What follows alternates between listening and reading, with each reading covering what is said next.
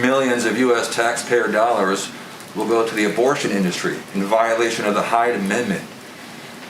We know where President Biden stands on the Hyde Amendment, but that being said, can this administration right now guarantee, if the American Rescue Plan is passed, that no taxpayer dollars will go to the abortion industry? Which component of the American Rescue Plan are you referring to?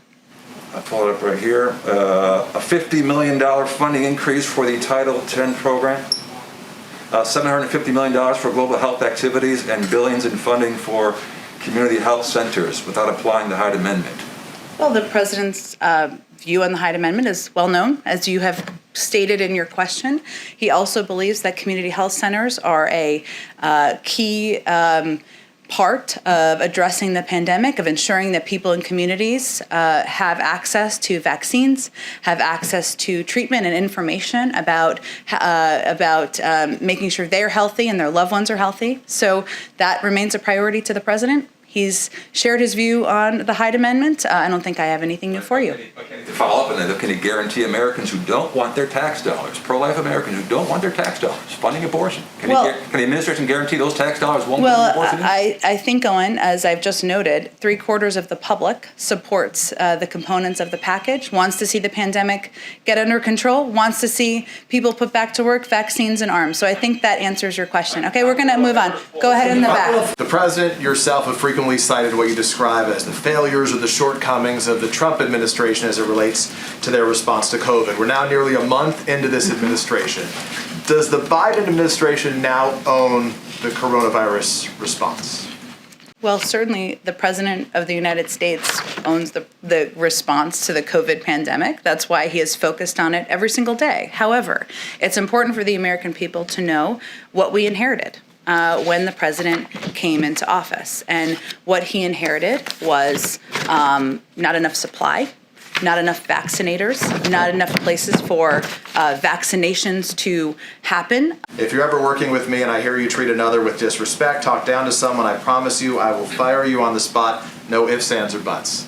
He didn't fire TJ on the spot. He has since resigned. Has the president's position on talking down or disrespecting others changed? I think the president leads by example, and I try to do the same. And on Saturday, when we announced that TJ Ducklo had resigned his position, something we all agreed was the right path forward. So if he wasn't convicted through an impeachment trial via Congress, via the Senate, how should a president who commits acts that President Biden says are not in dispute be punished?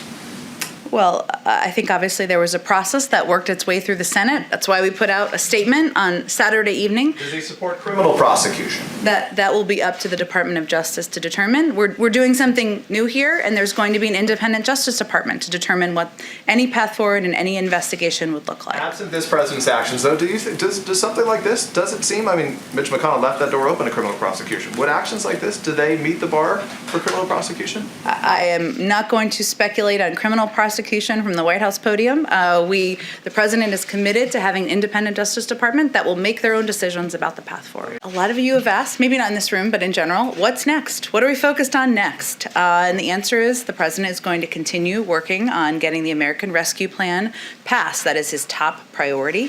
He is traveling to Wisconsin later this evening, as you know, to have a conversation, engage with the American people about his plans to get the pandemic under control, to put people back to work, and Congress is continuing to do their job over the course of the coming weeks. We're looking forward to making progress. There's also news out this morning about a foreclosure moratorium extension. Some of you may have seen. The COVID crisis has triggered a housing affordability crisis with more than 10 million homeowners behind on mortgage payments and communities of color at even greater risk of eviction and foreclosure.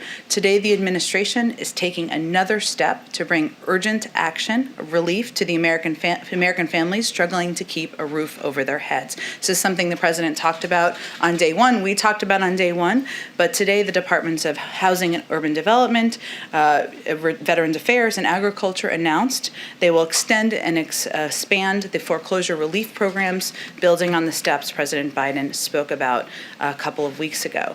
These critical protections were due to expire in March, but as part of today's announcement, the foreclosure moratorium and the mortgage forbearance enrollment window will be extended through June 30th. The administration will also provide up to 6 months of additional mortgage payments to forbearance for borrowers who entered forbearance on or before June 30th, 2020. These actions will bring needed relief to most of the 2.7 million homeowners currently in forbearance and extend forbearance options for nearly 11 million homeowners with government-backed mortgages across the country. It's critical, it remains critical, that Congress pass the American Rescue Plan to deliver more aid to struggling homeowners. As we speak, or maybe a little earlier, depending on when the call wrapped, Jeff Zients had a regular call with a number of governors, our COVID response coordinator, of course, providing them with key updates on our pandemic response, as well as hearing from them about the work they're doing on the ground. As a part of that call, he announced that we're increasing the vaccine supply to 13.5 million doses per week that will go out to states. This is a 57% increase from the amount states received when the president was inaugurated. So since then, obviously, we have announced a couple of increases over the course of time. We're also announcing that we're doubling the supply to our pharmacy program. When we announced that, we said it would be building over time. So today's announcement amounts to 2 million doses going to local pharmacies this week, and this program will expand access in neighborhoods across the country so that people can call and make an appointment and get their shot conveniently and quickly. Eventually, as supply increases, more than 40,000 pharmacy locations nationwide will be providing COVID-19 vaccines through this program. This is a critical part of our plan. Second to last item, second to last, but certainly not least, we opened healthcare.gov as planned and as we had announced for a special enrollment period until May 15th to provide all Americans the opportunity to sign up for health insurance. They can go to healthcare.gov. Nearly 9 million Americans are eligible for free or subsidized health insurance. Finally, as you know, a brutal Arctic mass impacted the central United States this weekend, bringing freezing rain, sleet, and snow from Texas to the mid-Atlantic. On Saturday night, Texas Governor Greg Abbott requested a federal emergency declaration due to the severe weather storm. Homeland Security Advisor Dr. Liz Sherwood-Randall called Governor Abbott on Sunday to let him know that the president had immediately granted his request to help meet the state's mass care and shelter needs. Yesterday, Liz additionally called the other governors in the storm's path on behalf of the president, including Governor Ivey of Alabama, Governor John Bel Edwards of Louisiana, Governor Laura Kelly of Kansas, Governor Reeves of Mississippi, and Governor Kevin Stitt of Oklahoma. She expressed the president's strong commitment to ensuring that the federal government proactively does everything it can to support state and local officials in preparing for and responding to the events that impact our citizens. We will, of course, continue to monitor the storm's updates in the days ahead. With that, Zeke, go ahead. First, Jen, the president's schedule didn't have a whole lot of official events before he leaves this afternoon. Can you give us a sense of what he's been doing today? And then does he plan to reach out to those specific governors from those affected states, Governor Abbott and others who have been affected by the storm? I expect, so let me take the second one first. The president has been kept abreast, as I noted, of the events and been provided updates, regular updates on the storm and the progress, and of course, the emergency declaration. I don't have any calls to read out, but I expect he will be involved personally, and if we have calls that he's making himself, we will provide that information to all of you. In terms of what he's spending his day doing, he's continuing to have meetings with his policy teams and experts about his plans to bring relief to the American people and public, he's remained focused on that today behind the scenes before he travels to Wisconsin for a town hall later this evening. And just on the vaccine announcement, is there any discussion of this winter weather affecting the vaccine distribution? And what steps is the federal government taking to ensure that there's no spoilage of those vaccines, which have to be kept in those very cold temperatures during shipping and through any delays? You're right that we monitor, obviously, weather, Mother Nature, and the weather can sometimes impact and requires contingency planning, which is something our team is quite focused on. Our COVID-19 response team is also in close touch with state and local governments across the country. We're monitoring the situation in Texas very closely. Obviously, FEMA is running point on a number of the operational pieces, but while I don't have an update now, it's something we're very mindful of, and we contingency plan to ensure people are getting the doses they need at a appropriate timeline. On a different topic, Congressman Benny Thompson filed a civil suit against former President Trump. Part of what we expect to be a slew of civil suits against the former president and others involved in the January 6th insurrection. Does President Biden have any response to that, and does he support efforts like that to use the civil courts to hold President Trump accountable? He certainly supports the rights of individuals, members of Congress and otherwise, to take steps through the judicial process, but I don't think we have a further comment on it than that. Go ahead. Oh, sorry, Trevor, let me go to you. I promised. Go ahead. Just two on foreign policy for you. First, there was a rocket attack in Iraq yesterday, and Iraqi officials have said that the group that took responsibility for that attack has ties to Iran. My question is, one, whether you've made that determination as well, and two, what kind of retaliation would be considered? Sure. Appreciate the question. We're still working through attribution with our Iraqi partners to determine precise attribution for this attack. Obviously, that's a priority. I will convey that we are outraged by last night's rocket attack in the Iraqi Kurdistan region. Initial reports indicate that the attacks killed one civilian contractor and injured several members of the coalition, including one American service member and several American contractors, and we offer our condolences to the loved ones of the civilian contractor killed. The Iraqi people have certainly suffered for far too long from this kind of violence and violation of their sovereignty. I will also note, and I think the State Department provided this update, but just for all of you, Secretary Blinken has reached out to the Kurdistan Regional Government Prime Minister Barzani, and Secretary Austin is speaking with his counterpart to offer assistance with the investigation and to help hold accountable those responsible for this attack, but we have not determined attribution at this point. And do you expect that there would be retaliation once that declaration is made? Well, as always, the President of the United States and the administration reserves the right to respond in the time and the manner of our choosing, but we'll wait for the attribution to be concluded first before we take any additional steps or obviously have any additional announcements.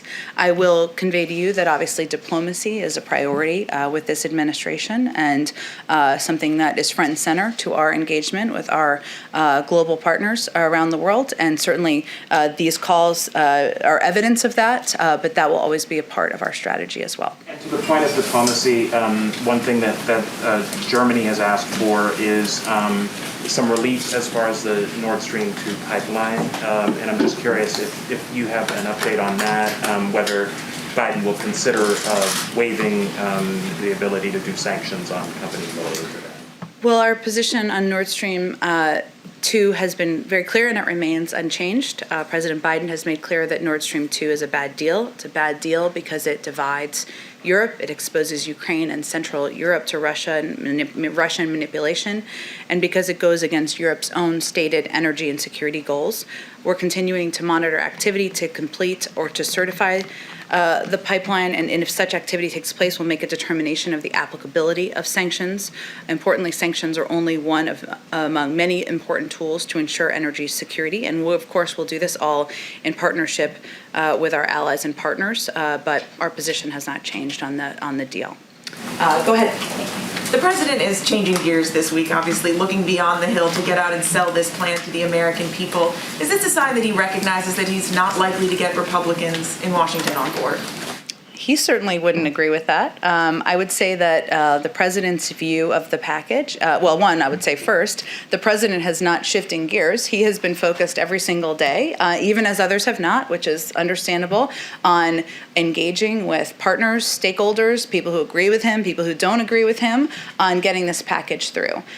This is an opportunity, as you noted, to go out and have a conversation with the people of Wisconsin, people who agree with him, people who disagree with him.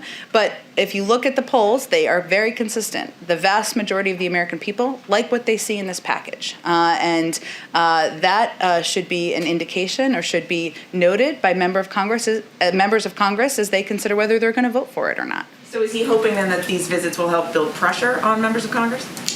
No, his objective is really to make sure he is engaging directly with the people who are impacted by the pandemic, who are impacted by the economic downturn, who are worried about whether they're going to get a shot, who don't know where to get information, who are worried about whether they're going to be able to put food on the table. That's the focus of this trip. Obviously, Republicans in Congress will have to make their own choice about whether they support the final package. It's still working its way through Congress, but the vast majority of the public supports it, including the vast majority of most members' constituents, so it's really a question for them. And on another topic, would the president sign legislation to create a commission to investigate the January 6th attack? Well, I saw an announcement, I believe it was yesterday, if I'm remembering correctly, by Speaker Pelosi, or some comments, I should say. It's, of course, Congress's decision to form this commission, as we've talked about a bit in here, but it's certainly one the president would support.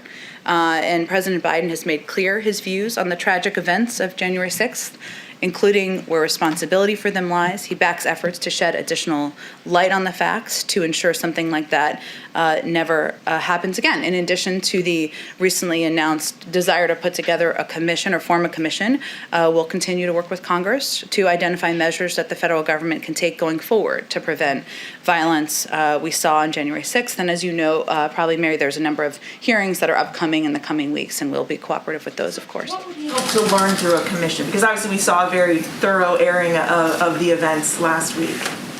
Well, again, I don't think the tenets of the commission have been formed. That's up to Congress to do. We have a role to play in the federal government, of course, with ongoing investigations out of the Department of Justice, but he supports efforts to move forward with it, the desire to have one, certainly understanding and knowing how much the events on the 6th impacted members sitting on the Hill. Go ahead.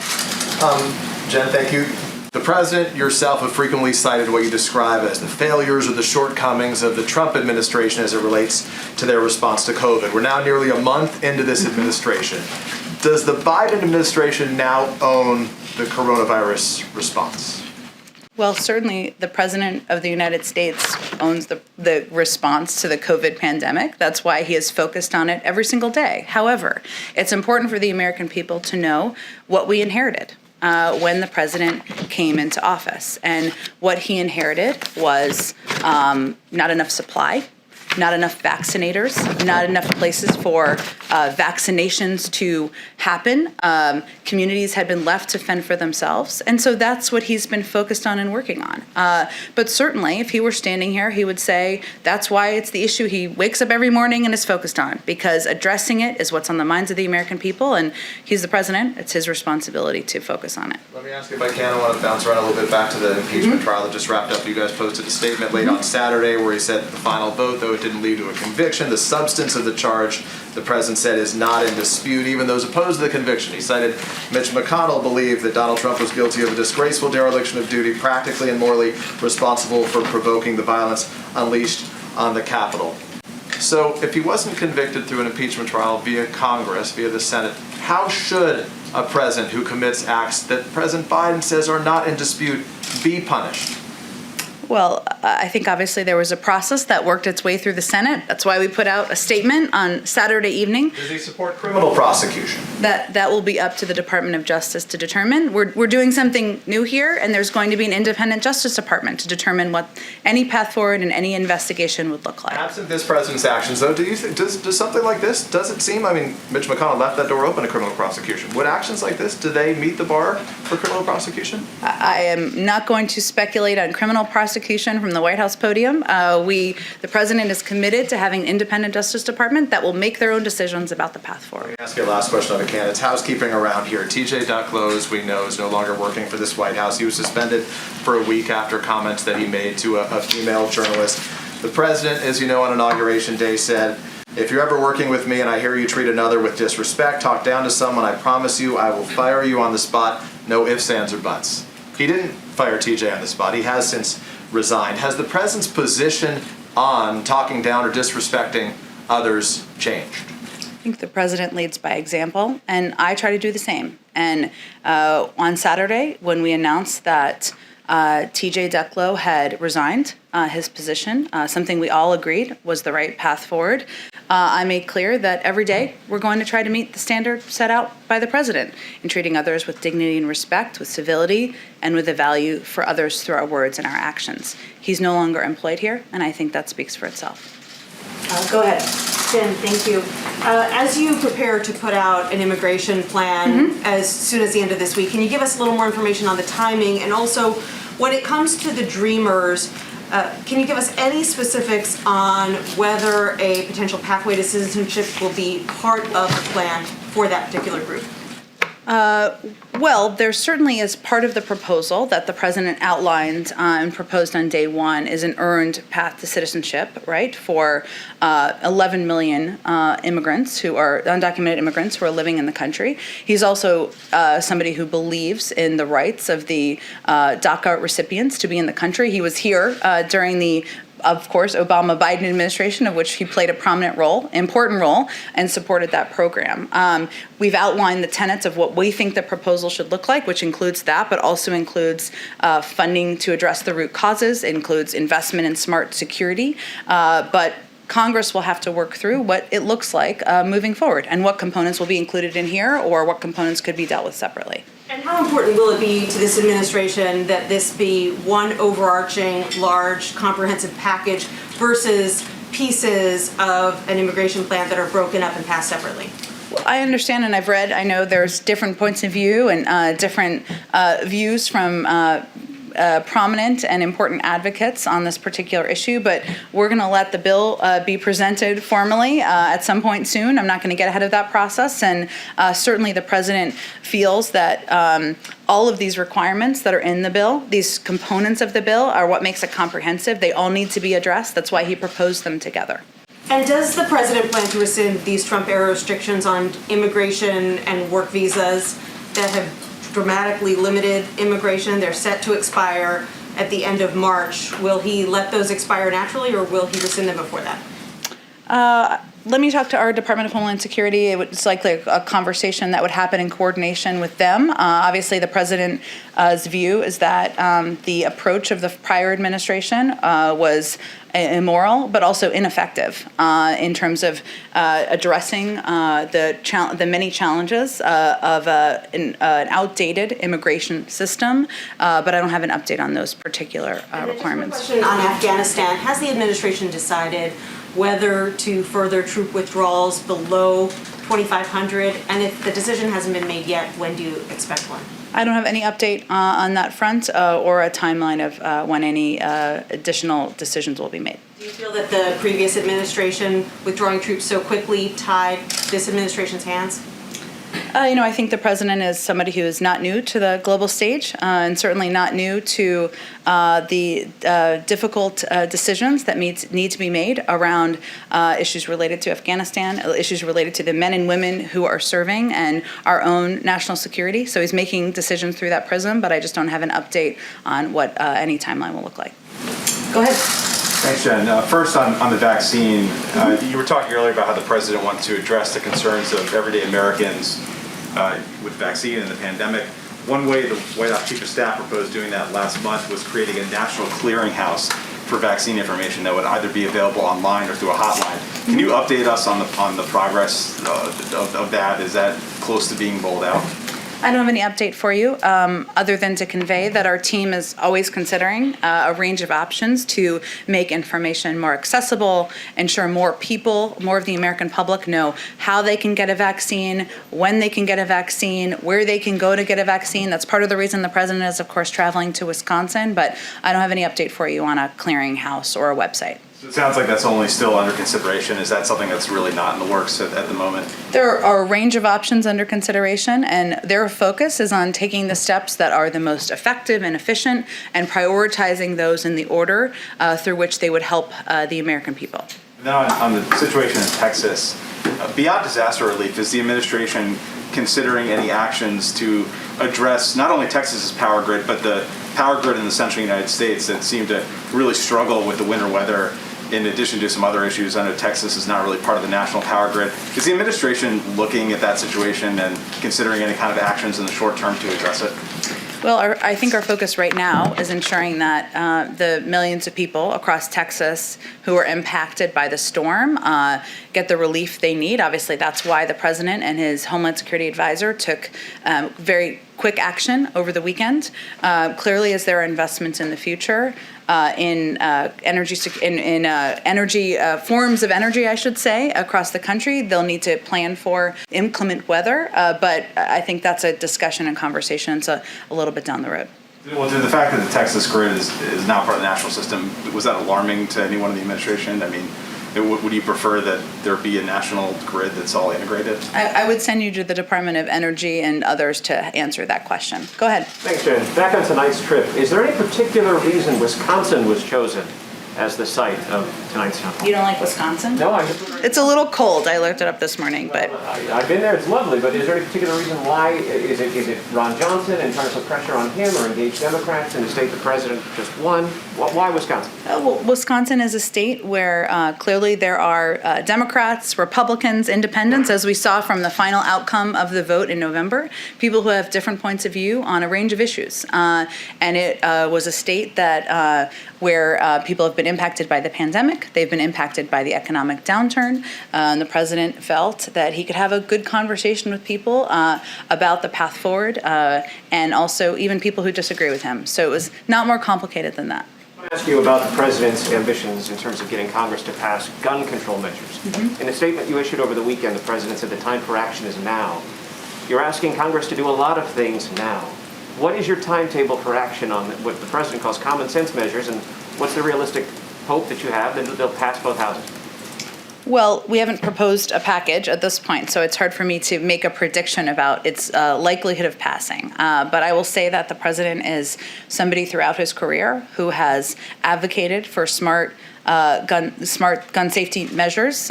He has not afraid of standing up to the NRA. He's done it multiple times and won on background checks and a range of issues. And it is a priority to him on a personal level. But I don't have a prediction for you or a preview for you on a timeline of a package, and certainly not what it would look like and how it would go through Congress. One more question for you. The colleague who sat in this chair last week asked you a question about whether this administration sees Saudi Arabia or Israel as allies for the United States. Your answer was interpreted by some as something other than yes, so I want to give you an opportunity to answer that question more directly now. Well, first let me say on Israel, I know there's been some questions about when the president will speak with Prime Minister Netanyahu, which was, I think, the root of that question, or how the question started. So let me first confirm for you that his first call with a leader in the region will be with Prime Minister Netanyahu. It will be soon. I don't have an exact day for you, but it is soon. Stay tuned. Israel is, of course, an ally. Israel is a country where we have an important strategic security relationship, and our team is fully engaged, not at the head of state level quite yet, but very soon.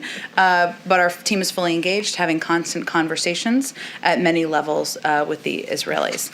And on Saudi Arabia, I would say, we've made clear from the beginning that we're going to recalibrate our relationship with Saudi Arabia, and that President Biden, and one of the questions there was also, just to go back to the context of it, whether he would be speaking with MBS. And part of that is going back to engagement counterpart to counterpart. The president's counterpart is King Salman, and I expect at an appropriate time he would have a conversation with him. I don't have a prediction of the timeline on that, but I'll also say that we have Saudi Arabia is in a position where they are defending themselves from threats from the region. They have critical self-defense needs, and we will continue to work with them on those, even as we make clear areas where we have disagreements and where we have concerns. And that's certainly a shift from the approach of the prior administration. Okay, go ahead. Just following up on his question, does the president still plan to take executive action on gun violence? The president has a range of actions at his disposal. I think you were asking, Steve, about a legislative package, which I know, but he hasn't ruled out either of those options, of course, but I don't have anything to announce for you in terms of what the next steps would look like. If I could just follow up on Texas, is there anything else the White House can do to administer immediate relief the residents of Texas right now? Well, I think we are, our team, our national security team, in part led by Dr. Liz Sherwood-Randall, who is our Homeland Security Advisor, a position I would note that did not exist in the prior administration, is in close contact, I should say, monitoring developments of the storm. The president is kept abreast of that as well, and we are engaged with them on what their needs are and what steps can be taken. Of course, declaring a federal disaster declaration ensures that you have access to national resources, and I think that was a step that was welcomed by the governor. Go ahead. I have a quick circle back question. You said a few weeks ago that the White House would check to see if it was technically possible to release the visitor logs from the Trump administration. Is there any answer on that? I actually did answer that question, so yes. What was the answer? The answer was it exists in the National Archives, so they would have access, and you'd have to go to them for access to archives of their visitor logs from their period of time when President Trump was there. And then just, you said a gun package, TBD on timing, it's not in the works yet. In terms of what's next after the relief package, is the plan to still do a big Build Back Better bill next, or a more narrow infrastructure bill next? Do we know what's coming next? We're focused right now on getting the American Rescue Plan passed, but the president is committed to engaging with a range of stakeholders. Of course, he had the meeting last week with senators about infrastructure. It's one of the areas where there's opportunity to work together. I think most people wouldn't argue that our roads, our bridges, our streets need to be rebuilt, but there are a lot of different needs and policy objectives the president has. So we haven't yet determined what the next priority forward would be, but he is engaging with his policy teams, as Zeke asked earlier, what he did today, what he did over the weekend, and a lot of that is having those discussions internally and with stakeholders about what's next. A couple of quick questions. Both Senators Joe Manchin and Kristen Sinema have both expressed some opposition to increasing the minimum wage as it's laid out currently in the proposal in the Senate. And I wondered, is President Biden open to, lengthening the period of time over which the minimum wage could be increased? So, for example, getting it to $15 by 2030. Is he open to potentially extending the timeline there to get more people on board? Well, we'll let the process play out through the Senate, through the House first and through the Senate as they're negotiating what the final components will look like in a package. The president put an increase in the minimum wage in the initial package because he thinks it's important for American men and women who have a full-time job, working hard, to have a decent wage, and he thinks it's a long past time to raise the minimum wage. But we'll let the process see itself through, and I'm not going to negotiate what he'd be open to and not from the podium. Just a couple other quick ones. One, I just wanted to clarify something. Prime Minister Trudeau's office, after his call with President Biden in January, he said that they had agreed to meet in February, and I just wanted to see if you could clarify, did they plan to meet in person, or was that just, the phrasing was off and they planned to have another call? I was just curious. You can meet over video, as we all know. I don't have any timeline of a meeting to convey or to confirm for you, though I would anticipate for all of you that it will be a couple of months before their president has an in-person or invites a foreign leader to meet in person here at the White House. And the last thing, spring training for baseball starts this month, and I wondered. So my husband tells me. Has the White House or the Biden administration been in touch with Major League Baseball to give recommendations about safety protocols, about whether it's safe to have the season at this point? I'm happy to check with our COVID team and see if they've had any conversations. Obviously, this is not the first season during the pandemic, but I will check and see if there's any role we have to play here. Go ahead in the back. Thank you, Jen. With the President Trump's impeachment behind us, do you believe an impediment has been removed in terms of passing the COVID Relief Act? I mean, was that a distraction for anyone on the Hill or in the White House? It certainly wasn't for us, and members of Congress on the Hill continue to do their job in having conversations at the committee level.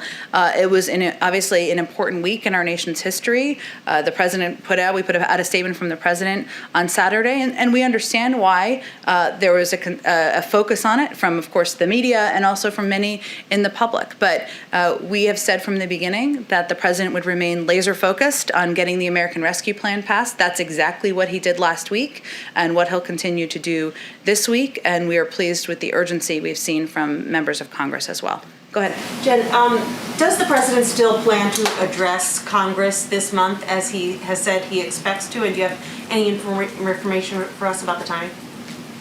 We don't know where the February 23rd date came from. It's a great mystery. I've not Nancy Drew'd that one out yet, but it was never planned to be in February, and we don't have a date for a joint session at this point. Certainly, the president looks forward to addressing the public. We remain in touch with leaders in Congress about a timeline and a format and what that would look like. Obviously, it won't look like it has looked like in the past that many of you have covered and I've attended, where you all sit on the floor of Congress and the president gives a speech because of COVID, but we're not behind any timeline because that date was never accurate. And then one more on immigration. There's a federal judge in Texas who could soon decide the fate of the DACA program for Dreamers. If he moves to kill that program before Congress addresses the issue, what is the administration prepared to do to shield this population from deportation? Well, the DACA program is important to the president. It is a program that he has long been committed to protecting and preserving and taking every step he can to do exactly that. I'm not going to get ahead of a judge's ruling in Texas, but we will certainly watch closely, and if there's more to say after that, we will share it. Go ahead. Jen, Mitch McConnell said on the Republican opposition to COVID relief, he said this is going to help unify their party. He said, I don't think many Republicans are going to be up for many things that are coming out of this administration. You remember what Mitch McConnell said in 2010 about the Obama administration then. He said the single most important thing we want to achieve is for President Obama to be a one-term president. So I guess my question is, what lessons were learned from then? And given McConnell doesn't see any political incentive to work with Democrats, can you work with someone who isn't motivated to work with you? Well, the president has known Senator McConnell for some time, and he's spoken with him a number of times, and he's certainly hopeful that they can find a way to work together and addressing the challenges facing the American people. But I don't know if it's about lessons for us as much as, the country's looking. Well, here's the thing, though. The country is looking for action. I mean, the country is looking for progress, for solutions on COVID, on the economy. The package that the president has proposed has the support of almost 3/4 of the public in most polls. So I'm not sure what numbers Senator McConnell is looking at, but the American people have been clear what they're looking for. And if they make a decision, Republicans in Congress, Senator McConnell, to vote against the will of their constituents, I would suggest you ask them why that's smart politically for them to do. Go ahead in the back. Yeah, good afternoon. Owen Jensen, EWTN, Global Catholic Network. So, regarding the American Rescue Plan, groups like pro-life groups, including the Susan B. Anthony list, very concerned that millions of U.S. taxpayer dollars will go to the abortion industry in violation of the Hyde Amendment. We know where President Biden stands on the Hyde Amendment, but that being said, can this administration right now guarantee, if the American Rescue Plan is passed, that no taxpayer dollars will go to the abortion industry? Which component of the American Rescue Plan are you referring to? I'll pull it up right here. A $50 million funding increase for the Title X program, $750 million for global health activities, and billions in funding for community health centers without applying the Hyde Amendment. Well, the president's view on the Hyde Amendment is well known, as you have stated in your question. He also believes that community health centers are a key part of addressing the pandemic, of ensuring that people in communities have access to vaccines, have access to treatment and information about making sure they're healthy and their loved ones are healthy. So that remains a priority to the president. He's shared his view on the Hyde Amendment. I don't think I have anything new for you. Okay, to follow up on that, can he guarantee Americans who don't want their tax dollars, pro-life Americans who don't want their tax dollars, funding abortion? Can the administration guarantee those tax dollars won't fund abortion? I think, Owen, as I've just noted, 3/4 of the public supports the components of the package, wants to see the pandemic get under control, wants to see people put back to work, vaccines and arms. So I think that answers your question. Okay, we're going to move on. Go ahead in the back. In a couple of days, the president will address the Munich Security Conference. And I think one point the Europeans would like to better understand it, what he means with foreign policy for the middle class. Does it mean to uphold Donald Trump's tariffs, like in the case of aluminum from the UAE? The Biden administration used the same reasoning as the Trump administration. I can assure you that this president is not looking to the last presidency as the model for his foreign policy moving forward. President Biden has been working in the global arena for decades, and what he means by foreign policy for the middle class is ensuring that our team working on economic issues, our team working on national security issues, our teams thinking about how policies impact the American people are talking, and that we make decisions and make policies through that prism. We are certainly reviewing a range of tariffs that have been put in place by the past administration. I don't have any updates on that for you, but what the president is speaking to is the importance of contemplating integrating our domestic and national security teams and the policy making and the process that they go through, and his view that we are stronger globally if we take care of our house here at home. So that is part of his objective as well. Go ahead. Great, thanks, Jen. When President Biden and Governor Andrew Cuomo met last week, did they speak about the delayed release of data on the COVID-19 deaths in nursing home in New York? The focus of the meeting was on the president providing an update on his plans to help get the pandemic under control, to discuss with them the American Rescue Plan, and in a large group meeting, have a discussion about what the challenges were that were facing governors and mayors. You heard some of the mayors come out here, so no, that was not a focus of their conversation or a topic. Another quick question. A lot of people, including Dr. Fauci, have said they felt side effects from the COVID vaccine. Did the president or vice president feel any side effects? I don't think I have any updates on that for you. They got their second vaccine several weeks ago, and they did that in public. But I can check if there's more of an update from any side effects weeks ago. And as the prep cooler, I have a question from a colleague. Sure, go ahead. Okay, thanks. This question is from Thomas Burr with News Nation. The president is flying to Michigan to tour the Pfizer plant and see the COVID vaccine. What is the administration doing now, almost a month into office, to increase vaccine availability, and how many White House staffers have been vaccinated? We provided an update maybe a week ago or so, and our focus is on being as transparent as possible with our efforts to vaccinate senior staff and other staff who are on the White House complex. We have a limited footprint as well here because every staffer is tested on a daily basis as well. I think we said the objective was to have hundreds vaccinated by the end of February. I can double check if that's the latest update on that particular front. What was your other question? And then what is the administration doing now to increase vaccine availability? To the American public? Yes, now almost a month into the administration. Well, we're taking a couple of steps. One is we're increasing supply. Obviously, the president took the step of purchasing enough vaccines to ensure we have vaccines available to vaccinate every American by the end of July.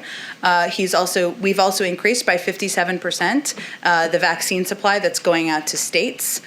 We've also taken steps to increase the number of vaccinators we have, people who can actually put those shots in arms. So that includes deploying members of the National Guard, taking steps including ensuring that retired nurses and doctors can be a part of the vaccination crew, that is vaccinator crew, I should say, that is putting shots in arms. So we've increased the number of vaccinators, and we've also increased the number of vaccination sites. partly by putting a plan in place to have several hundred community health centers where vaccinations can be distributed, working with states on mass vaccination centers, working with pharmacies, as I announced earlier in the briefing, I should say, to get vaccines in the hands of pharmacies, which 90% of the public lives within 5 miles of a pharmacy. So there are a number of steps, but our focus has been on those three components: increasing supply, vaccines, increasing vaccinators, the people who can put those vaccines in arms, and increasing vaccination locations so people know where to go. Go ahead. Sorry, just wanted to quick follow up on the President's appearance before a joint session of Congress. In his primetime address last month in January, reading from prepared remarks, he said, "Next month, in my first appearance before a joint session, I will lay out my Build Back Better plan." So it feels like he did say it was going to be in February. Well, what I was referring to is there was reporting on February 23rd, and I don't know where that date came from, which has never been inaccurate. So it was the February 23rd wasn't just an inaccurate date. No one's fault. It just was, and it created some confusion. So I was just trying to clarify it.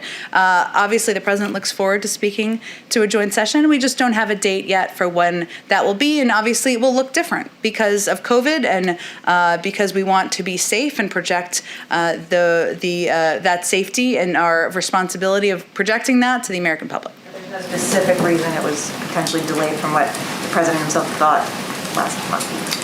There's not, and he conveyed, he is looking forward to providing more details on a jobs package and, next steps in his agenda, and he still is looking forward to doing that, and we just don't have a date yet to announce for all of you. Thank you. Thank you, everybody. Have a good day. Thank you.